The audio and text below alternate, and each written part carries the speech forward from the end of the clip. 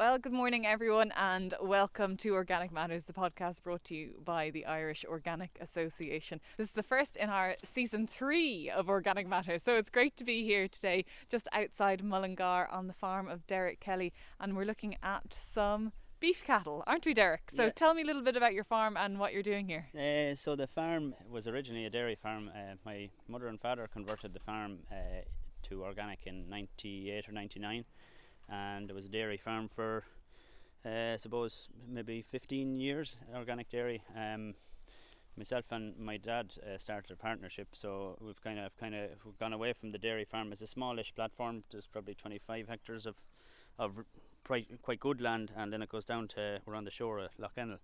So it's a beautiful part of the world, and for people listening, it's gorgeous flat land all around this part of it. I was driving up and the sun was shining. I thought, oh my God, people would be delighted if they were farming here. Because you are doing not just beef farming, but tillage. And we'll talk about the tillage in a second. But talk to me about the beef cattle in front of me. Do I see a touch of Aubrac in some of them? I bought a few Aubrac cows. It's usually just store to beef. Okay.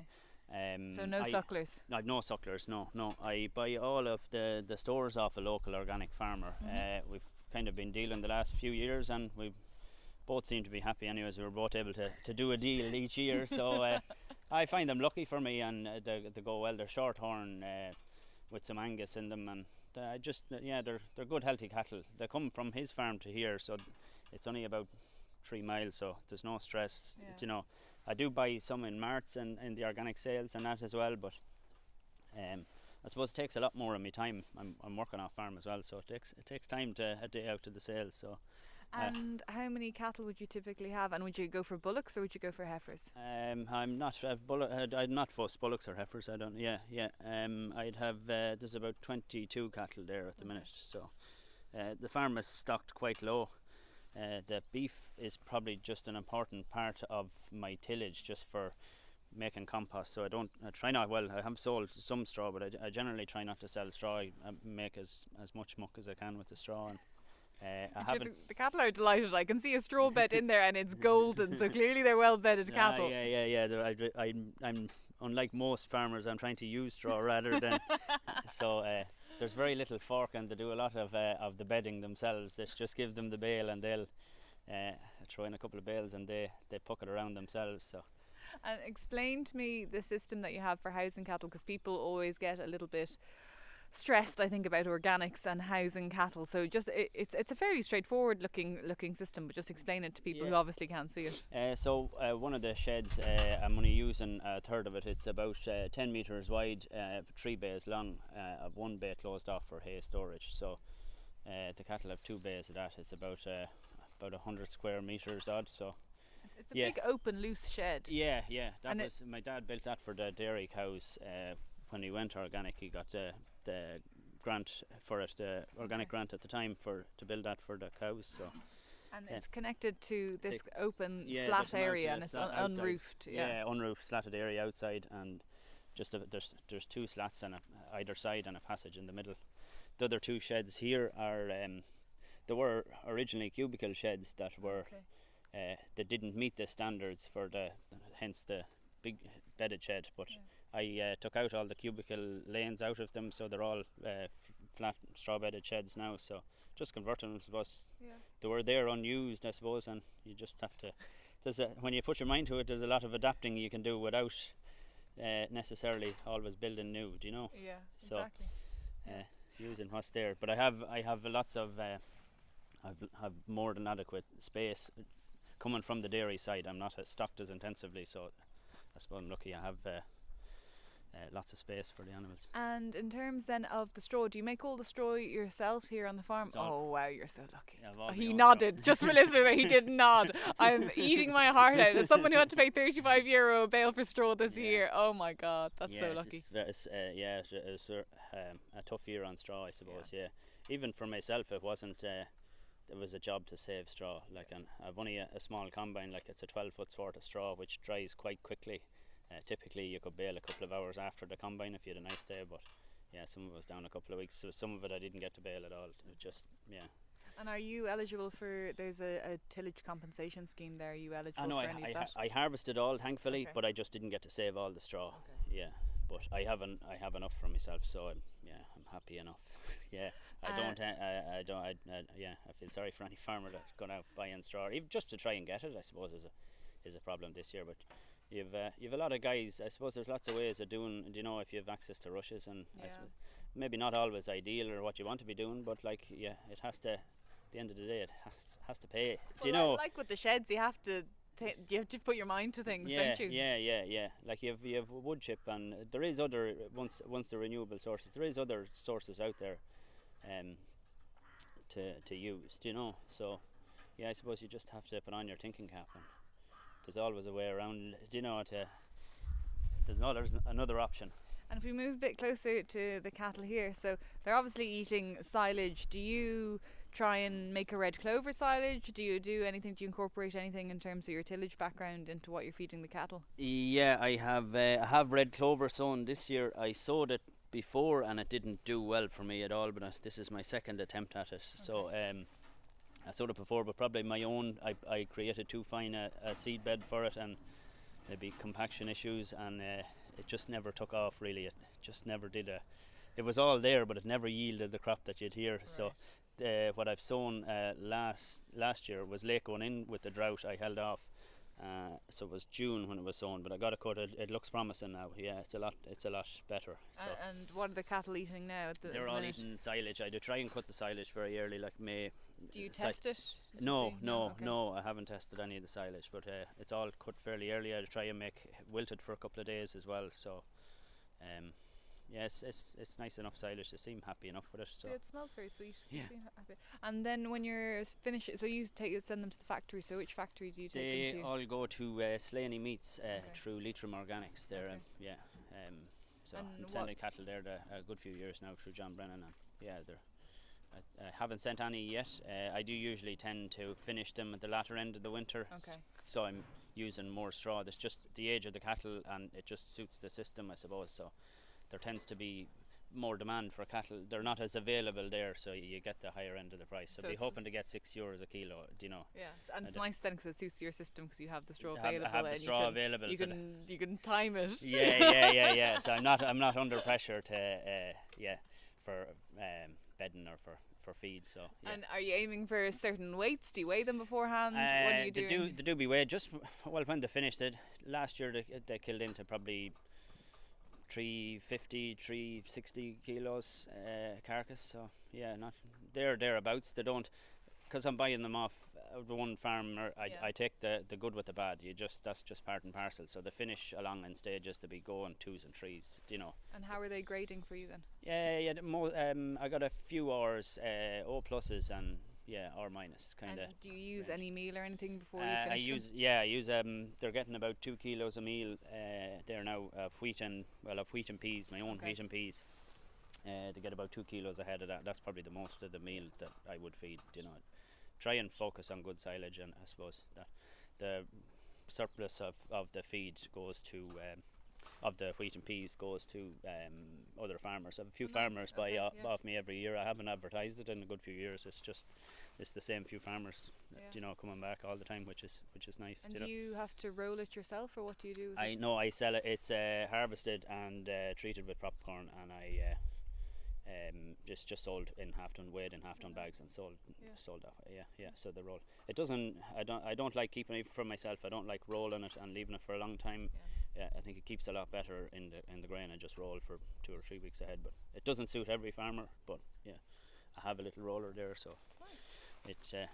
It's not big enough to be doing the volume for selling, but it does me own. So well, we might go and have a look at some of the tillage ground. It's up here. It's up the lane right here. We'll walk up this way. So do you have any kind of plans for the future then in terms of what you're doing on the farm, or do you think you'd focus more on the tillage, or do you think you'd stay with the cattle, or what would it be? I'll probably always keep a little bit of the cattle there. They're just a good part for the mix, to be using the break crops, grazing. Everything goes back into grass for a few years, so that's used for silage and for grazing. And I suppose I think their cattle are a very important part of the cycle, but it mightn't suit every farm. I'm coming from a farm that's fenced and ready for them, so. Oh, is that the lake? Sorry, we've just come up on a hill, and wow, that is a stunning view, isn't it? Yeah, it's a nice office, yeah. Really nice office.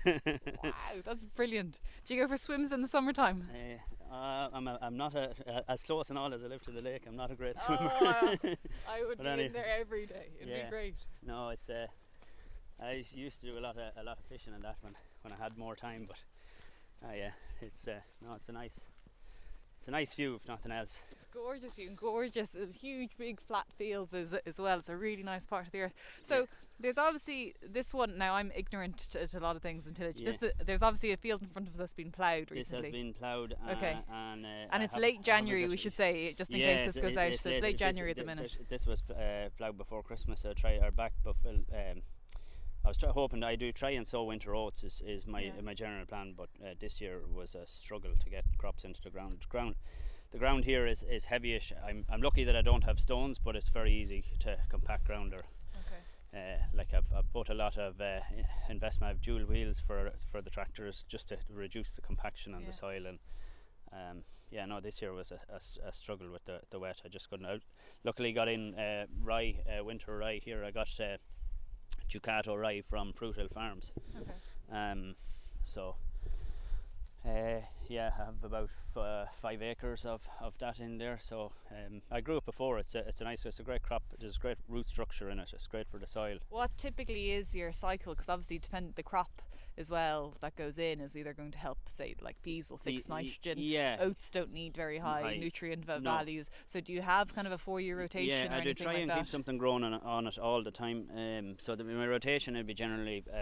I plough and it'll be oats for 2 years, and then wheat and peas, and then maybe back to oats for 2 years and a year of rye. It depends field by field. You just know how a field is performing, what it needs. If it needs more muck, I do all the farmyard manure is composted. I do put a good bit of effort into composting it. So you're reducing what you have to spread, and you're increasing the soil, the biology in the compost, and it's a more stable product. The nutrients aren't going to be leached, or it doesn't take anything from the soil to break down raw straw, or that's going to rob your nutrients for a little while. So when you have it, a lot less does, like, so some of the muck I put out would be only 2 or 3 tons the acre, like it'd be very low, but I try and cover more area with it. So I visit a lot of farmers, and any farmers, well, there are a good few of them who get really into compost and muck and turning muck at certain intervals.